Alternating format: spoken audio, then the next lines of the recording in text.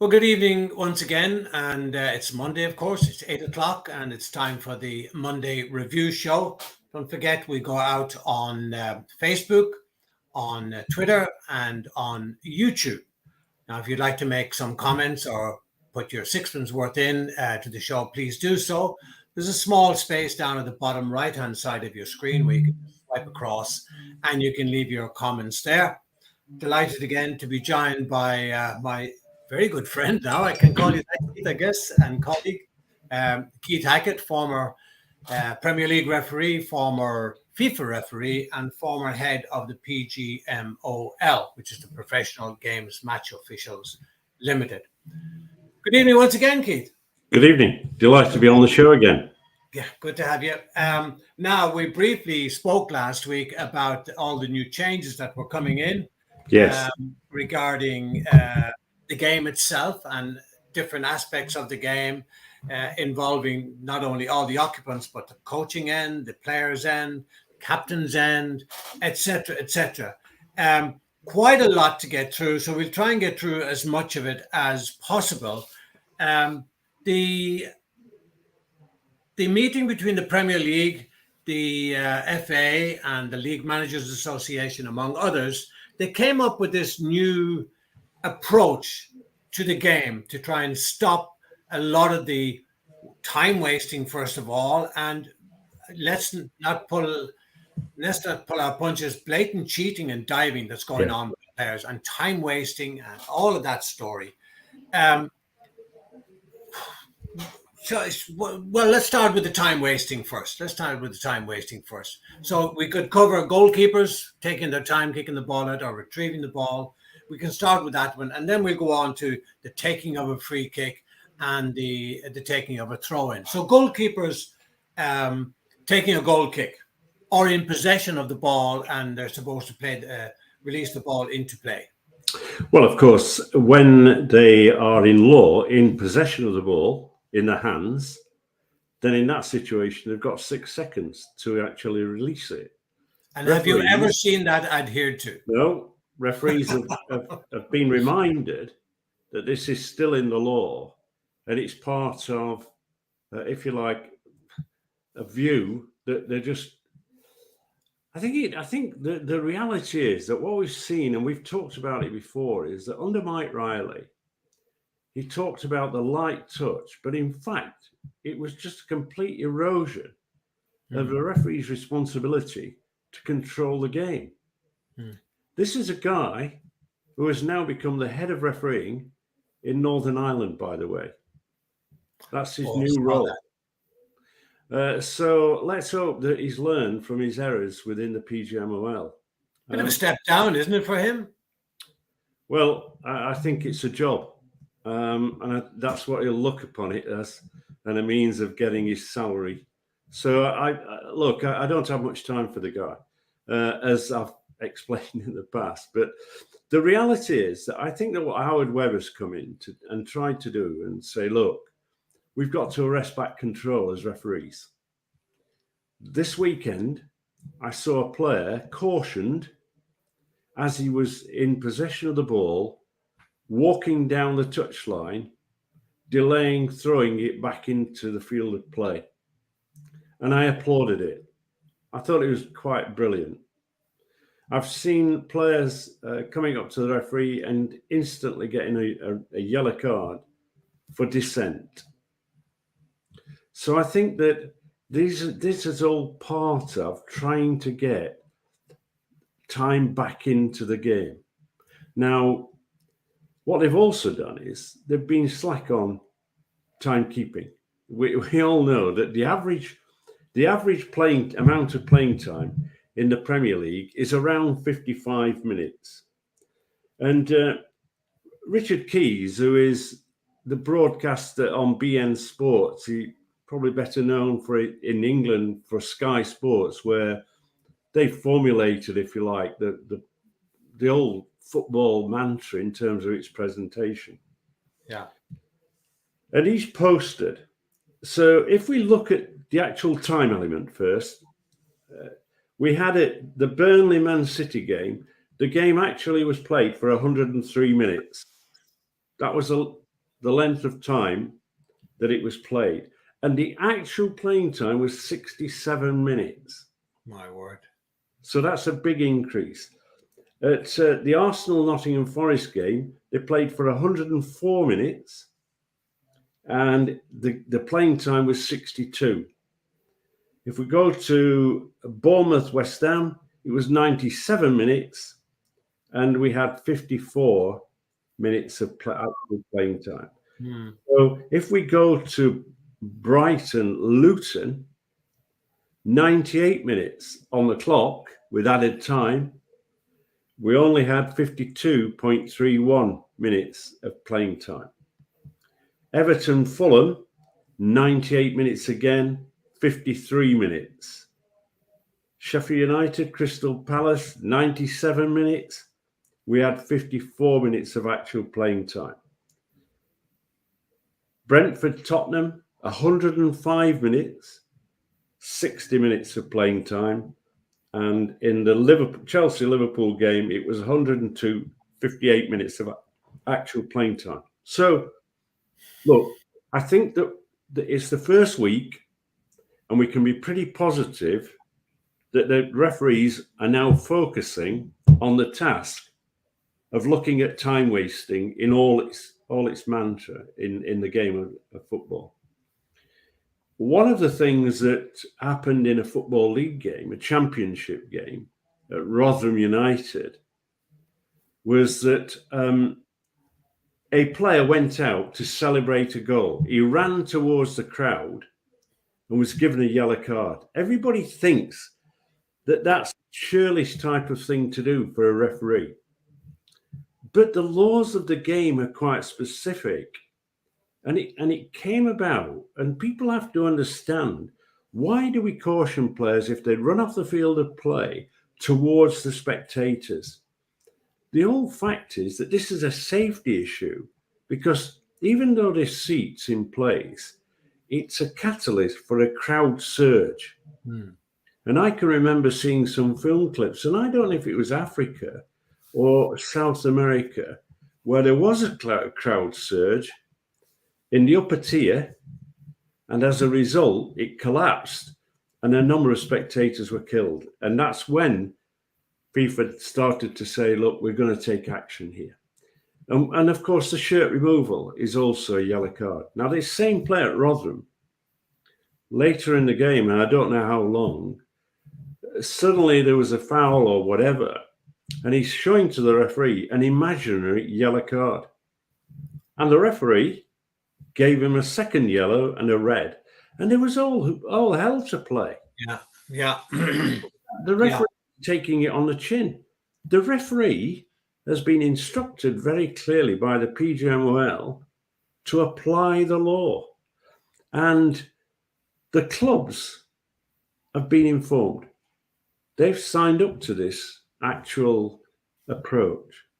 So I think that we can still see issues of timekeeping at free kicks, referees taking too long to position the ball and get the ball back 10 yards, 9.15 meters. I think there's just, let's say that we give them an 8 out of 10 for the start of the season this weekend in relation to time wasting. Now we go to the other area, and this is the technical area, where we've seen absolute mayhem on occasions. So what I think is important here is they've said very clearly that the manager or coach, whatever his title is, has to stay inside the technical area. This is law. It's always been that way. Yeah. All he can do is he is allowed to stand at the front of the technical area to convey instructions. No problem. If he sticks to that, no problem. The number two, right? If he wants to convey information, he's allowed to stand near the seated area. But once he's passed those instructions on, he then has to sit down. And if those guys actually now come out the seated area to get involved with like a decision or some sort of passing of comments to the opposition's technical area. As we saw this weekend, we saw two coaches, if you like, of the first of the teams yellow carded. Now, if the manager gets a red card, this is the change. He goes up the tunnel, not to the director's box or to any viewing point within the stadium. He's either in the dressing room or he's out the stadium. He's not allowed to continue to look at the game. He's not allowed to convey any information to the technical areas. So this is an immediate suspension of his activities with that team on the day. And he's also not allowed to partake in the post-match interview either, is he? Correct. Yeah, so he's away. Now, because you had the situation a couple of years ago with Arsene Wenger, who was banished to the stands, and yet he was sending messages down to the dugout. Did you see the incident, or did you see the situation with Newcastle? Who are they playing? Newcastle? Aston Villa. Aston Villa, yeah. Now, Eddie Howe and his number 2, they were standing on the edge of the technical area conversing. And, so, and I remember a guy said to me last week, he said, I can take a good referee, I can take a bad referee, but I can't take an inconsistent referee. And, correct. They have fallen down on the job for whatever reason. So they can't say they didn't see it. And people have accused me and you, I'm sure, of being too critical and being overcritical of match officials. But I say, my reply to that is, listen, we just want you to do your job, not make it, because you can be accused of making it up as you go along. So why they got these instructions, they're all there. Yeah. Why aren't they applying them? Yes.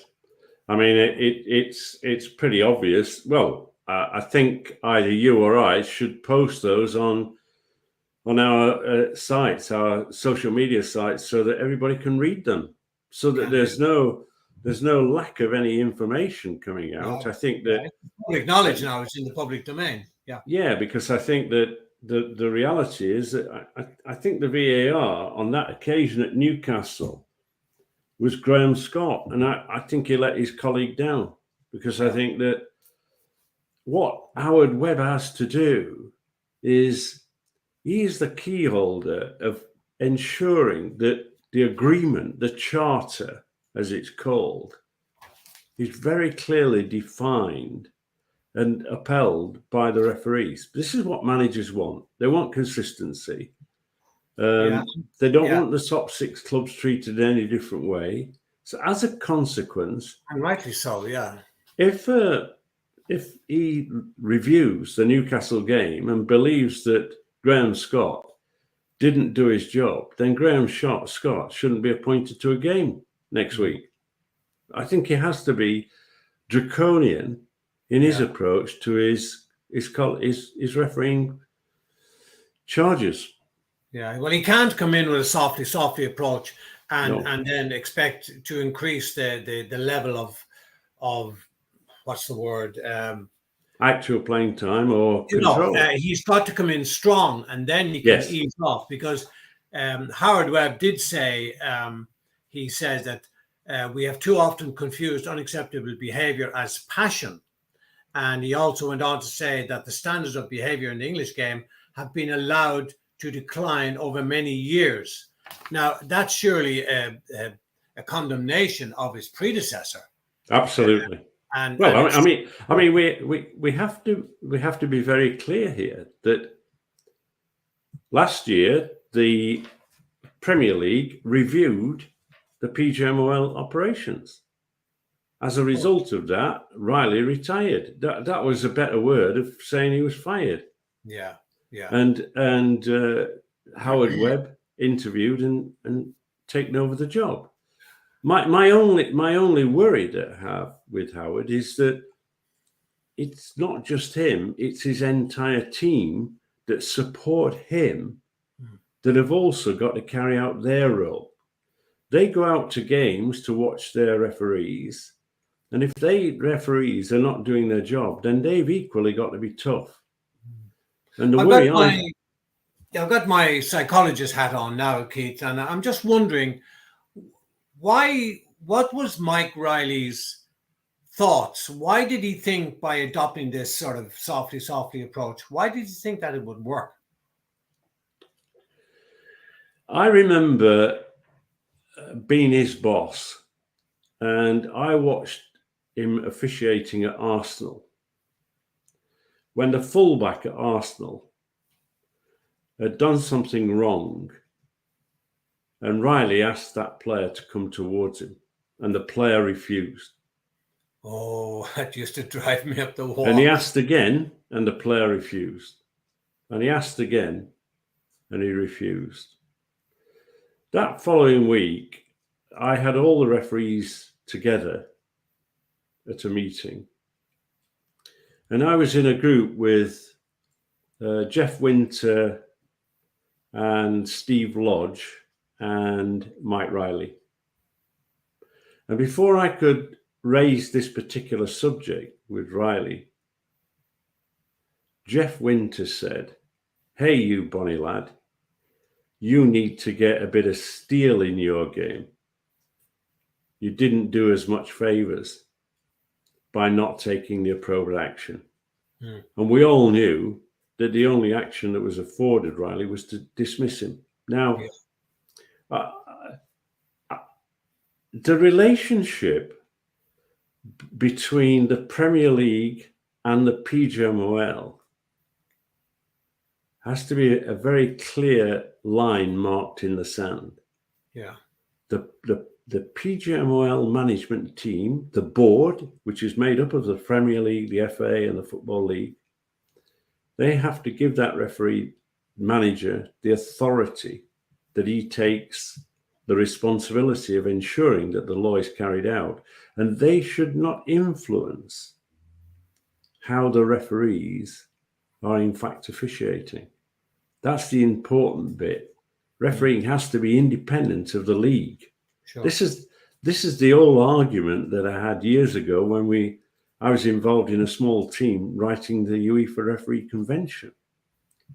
Because in the same way that FIFA will not allow politics, governments to get involved in football in their country in terms of administration and running it, the same should be said about referees who are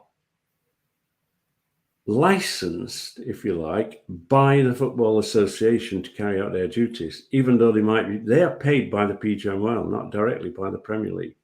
Yeah, so they should be similar in a way, Keith, to the judiciary of any democratic state, where they are paid by the state. Yeah, as the referees are paid by the FA. I think that, to get back to your point, I think that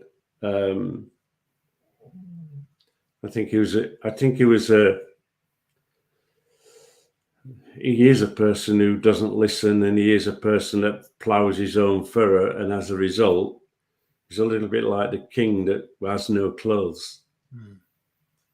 I didn't see that job, by the way, in Northern Ireland advertised, so he was obviously headhunted for that. Yeah, I mean, well, there's all the glory, isn't there, of everybody seeing the Premier League referees officiating on the Premier League, and then the belief, look, those referees and how they're managed and how they're organised, that manager can take that role elsewhere. And in fact, it's proven that Peter Walton, who was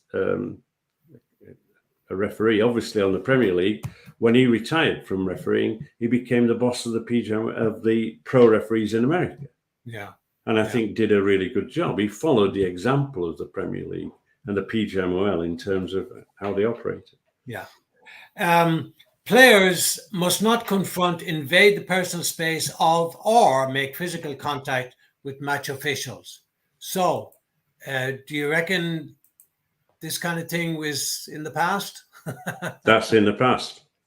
This is down. Look, the old scenario is this is down to the referees. I really do. The charter, I can tell you, is that, and I'll be very open with you. In my time in office, we had similar problems. A growing list of referees being abused by players verbally. Yeah. And we ran a similar event. We had a charter. We didn't call it that, but that's what it was. And it was under the banner of get on with the game, get on with each other, get on with the referee. Words to that effect. Might not necessarily be in that order. Get on with the game, get on with each other, and get on with the referee. And that whole scenario was in a very similar sort of situation. But here, what we're saying is now, if two players approach the referee to protest, the referee has to take action. He can't not take action because the clubs have agreed this and everyone else has agreed it. The managers might not like it, but the referee can say, look, I'm doing my job. Yeah, but it also says here that captains should take responsibility for the behavior of their teammates, encouraging them to play fairly and show respect towards the match officials and their decisions. Yeah. Now, sometimes the captains are worse than their players. So, correct. Can you see that? I think that what he's trying to do is, we know that the captain on the field of play within law has very little responsibility other than direction of which they're going to take the kickoff, etc. But I think they're trying to give some authority to say, look, further down the line, it might well be in a year's time that they come out and say, right, okay, only the captain is allowed to speak to the referee. The difficulty of that at times is that some clubs have the goalkeeper as captain, and it really is ineffective. The goalkeeper being the captain of a team. If you've got someone running around and in the opponent's half, etc., at least the referee can run alongside him and say, hey, your number 8's getting out of control. This is what we used to do, isn't it? Of course. As active referees, we'd say to the skipper, look, pull him in. If not, I'm going to pull him in. So I think it just promotes good practice. Ideally, I suppose it should be one of the midfield players because he can go up and down. Yes. And talk to. The other one was, and I thought this is very good, a player that runs from distance to approach match officials are likely to be booked. So while Mario Lemina's second yellow card for Wolves against Southampton for running aggressively was undeniably harsh at the time, the fact that he ran from distance to protest the decision would mean he'd likely get a yellow card this year. Well, I would 100% agree with that, because a player running from 20, 30, 40 yards to get involved in a situation, surely that's gives the impression of aggression, and therefore should be dealt. If I was Howard Webb and I was involved in writing that charter with a committee, no doubt, I would have been saying, I don't want the likely bit. I want he gets a yellow card. I mean, by the very nature that he's run distance to protest in that situation, I guess that what they're doing here is they've thought about the captain. And they've thought, right, okay, let's just put that in lightly, because if it's the captain, and they are saying, oh, well, let's use the captain to convey messages. That opens the dialogue between referee and captain, and it gives them that leeway for the captain to run the distance and complain. That's the scenario that they're trying to build around, I think. And in that instance where the captain is supposed to show leadership by keeping a calm head and a cool head and cooling down players who are losing theirs. But that doesn't always happen, because as we saw here, and I think Roy Keane was captain of Man United at the time. He was the armband. Correct, he was. He was leading the bloody assault. Oh, absolutely. Well, that's down. I think that's how clubs now have to take a bit more care in terms of who they appoint as captain. Again, we can all talk around a piece of paper. It's how effective the referees are going to apply this whole scenario of gaining and winning back control. By the way, on the technical area, I think there are a couple of things. no longer can the coach carry his laptop or iPad and use that to try and highlight that the referee's got something wrong. Yeah. And then at the same And you point, do see them regularly when a goal is scored or an incident happens, Yeah. and they're rushing back to yeah, the dugout to watch the replay, and yeah, then to use that as a means to launch a verbal attack on the match officials. yeah. And they're not allowed onto the field of play at half-time and full-time to remonstrate with the referee. And rightly so. I remember one incident, Keith, where a player, I'm talking about player discipline or ill discipline again, where a player was being cautioned, and I have a little video clip of it somewhere, where the player knew he was going to be cautioned and kept walking away with his back to the referee. Yeah. And the referee, who was it? I can't remember. I think it was one of the Dutch referees. Waited and waited until he turned around. And then when he did turn around, started to pull up his socks, clearly showing complete contempt for the referee and his decision. And finally got, well, I would have put the yellow card up. And then when he turned around, I would have given him a red one. Yeah. See, they don't do that, and they won't No, do they that. don't. So, Correct, they don't. which brings me back then to the beginning. Will this new charter work? It just depends on us as referees. Well, it has to work. It has to work. It has to work on many grounds. First of all, there has to be concern about the lack of playing time. I think that's one of the issues. They have to be concerned about the image of the English game. The fact that players are out of control and damaging the image of the Premier League, which is beamed around the world, and the Football League as well. So I think that's the other thing. And of course, the more important thing is the positive effect that this will have at grassroots level. If it's adhered to, then we'll get a cascading down of players behaving in a better manner at the top level of the game, and that will hopefully be copied by players at grassroots level. So I think there's no point in sitting down and going through all this rigmarole, and 6 weeks later it's gone by the by. I think one of the areas that concerns me a little bit, I saw I sort of read a comment in the newspaper that the media people were going to have a discussion around this particular scenario because of their scheduling. And I can understand that because, overseas, a lot of the games, they don't have panels. It's a show. And so they have a 1 minute film, and then immediately the whistle blows and the game kicks off. This is why you have the TV man standing at the halfway line to signal to the referee can start, because they want to ensure that the channels, broadcast channels around the world, and the link to Post Office Tower through IMG is operating. What you don't want is somebody tuning in, and by the way, if the score's 1-0. So, I had early complaints in my career as PGMOL manager from the broadcast companies because on one or two occasions we kicked off 15 seconds early.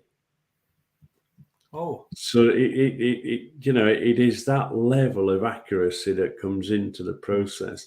So these 110 minute games, no doubt, will be giving the broadcast people a little bit of a headache. So then how to solve that is the next thing. But at the end of the day, the referees must do their job. How often how often did you and Mike Riley and currently Howard Webb, how often did you meet with the Premier League referees? I met at the beginning of the season every week. I spent a week. We had a week in a training camp. We would at that training camp discuss laws. We'd get them up to speed in terms of fitness. Might even, on one occasion, we took them to an army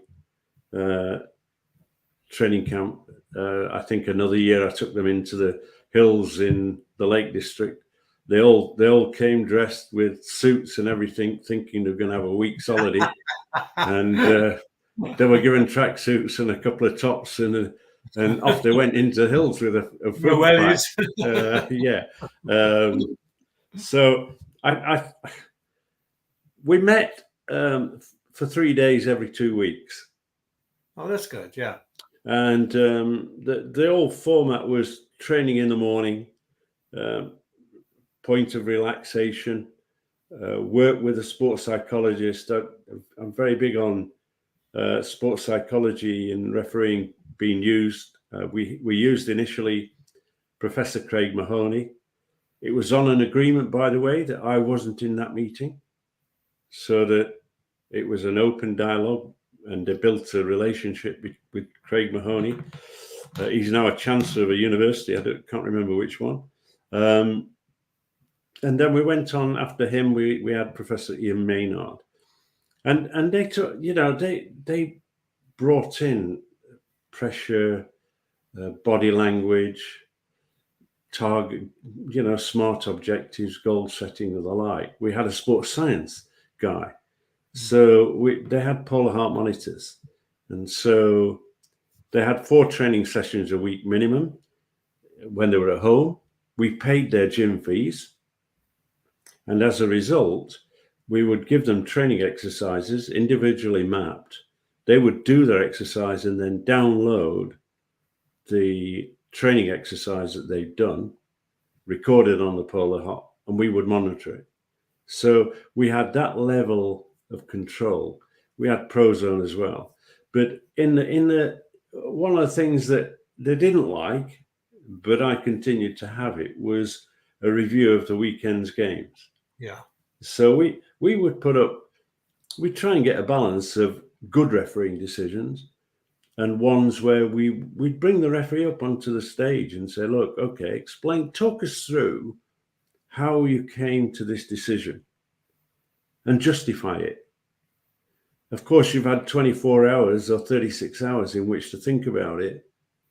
And then you get a real in-depth. Well, I didn't have a 100% view, or I've had a rethink. I didn't apply the law correctly. I should have done this earlier on. Mass confrontation, we decided on principles of a criteria of how to handle mass confrontation from those discussions. So we ensured that if there was an incident, and there were plenty, those were discussed, and there was an agreement before those people went out. So this was about self-learning as well, because we had young referees, new referees in that group. We had very experienced international referees. Someone like Graham Poll would pass on his view, probably pretty forcibly, but nonetheless, his view. We had Rob Stiles, whose law knowledge as a referee was as good as any referee that I've worked with. Absolutely outstanding. Straight off the top of his head, he wouldn't quote law, but he'd actually know that law, as referees should do. But he was pretty sharp, and therefore, we might suddenly be heading towards a conclusion when Rob Stiles had put his hand up and said, "Just a minute, that's against law." And so you can't do that. And so it was a joint effort. It wasn't manager dictating policy to the referees. This was policy being formulated to make their life easier and for the group to be more consistent. And out of the 20 referees, I think it was 16, I believed at that time we had about 10 that were actually world class, all with different styles, different personalities. I would encourage them with their personality. If you've got a guy who lives in the Northeast, we had Jeff Winter, who was a bank manager by profession, a really intelligent guy, and he had his style of refereeing, and it was pretty sort of full on, but his level of decision making was pretty accurate. He was a good referee. I was always disappointed that the board of directors wouldn't back my decision, to have him as a referee coach, because I think that, that mix of coaching is so important. I mean, this week, last week, I was disappointed with Howard Webb because, look, we had Lee Mason. He's a very experienced Premier League referee, but he lost his role. They offloaded him because he wasn't good enough. So they made him VAR, and after about a month, they kick him out of that job. So he's effectively paid off. And Howard this week brought him back as a referee coach. I don't get that. I really, with your international experience at the very highest level of the game, you're in a much stronger position to coach referees, of course, rather than someone who's not been there and seen it. And it's, it's no good having half the book. You need the full book to tell the story. And I think that someone who's only refereed in the English game has only got half a story. It might be a good story, but it's not the full story. It's like you going out and refereeing in Soweto. That was completely alien to me when I first went out there. I didn't referee in Soweto. I saw the township. I went to the stadium. I listened to the stories of referees. And I'm going, wow, people actually went in there and refereed. And the whole approach was a different mentality with different pressures. And I think you found a way through that. And therefore, your expertise has to be shared with others.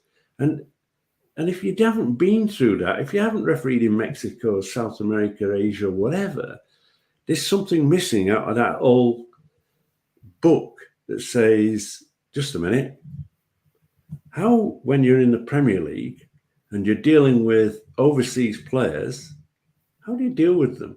And from your sports psychology background, that body language with, I think it's 7% verbal lands, 55% visual body language outweighs dramatically the line of communication with players. And I think that when you have that knowledge, then that is the type of knowledge that you have to pass on to other referees so that their body language is not stooping.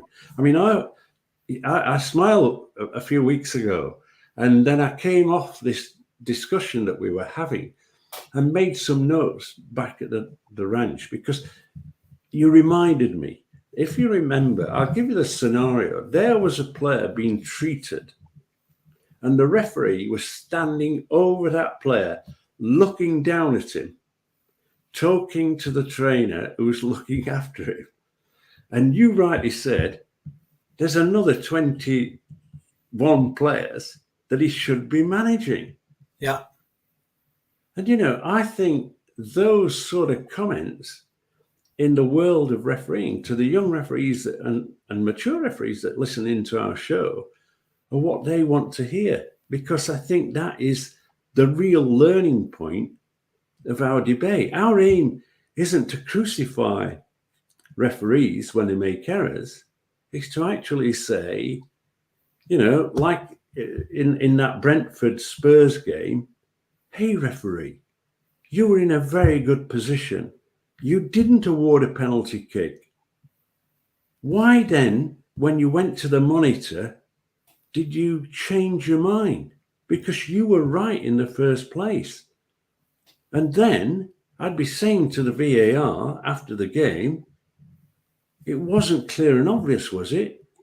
That's the discussion that Howard Webb has to have with the referees when they meet at St. George's. Keith, as always, we could go on and on and on. I love Monday night. I really, really look forward to it. And just on Soweto, there is no game in the world like a Soweto derby. Oh, I'm telling you, it's just the atmosphere, the noise, the vibe, everything. And I've done several of them. When you get a packed stadium of supporters very, very passionate to their own team, and then very even hostile towards the referee. So there's no game like it. Yeah. Thanks. My goodness, we've gone 40 minutes, and I promise you I'd only keep you 30 minutes in future. But thanks very much, Keith. Pleasure. Thank all of you for watching in, and we'll do it all again next Monday. Let's hope the referees are going to gain some kind of consistency in the week ahead and the weeks ahead, and you and I will be keeping an eye on them. We will. Every Monday. Thanks very much, Keith. Thank you for watching. Good night, and God bless. Thank you.